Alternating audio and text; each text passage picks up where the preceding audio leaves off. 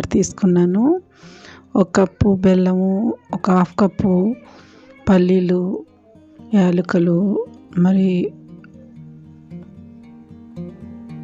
నువ్వులు తీసుకున్నానండి, తెల్ల నువ్వులు. ఇవన్నిటితో కలిపి నేను లడ్డు ప్రిపేర్ చేస్తున్నానండి. ఈ లడ్డు మనకి ఎంత ఉపయోగమో నేను ప్రిపేర్ చేస్తా మీకు చెప్తానండి. ఎందుకంటే మనం ఇలాంటివి తినటం వల్ల ఆరోగ్యాన్ని మనం కాపాడుకుంటాం అవుతుందండి.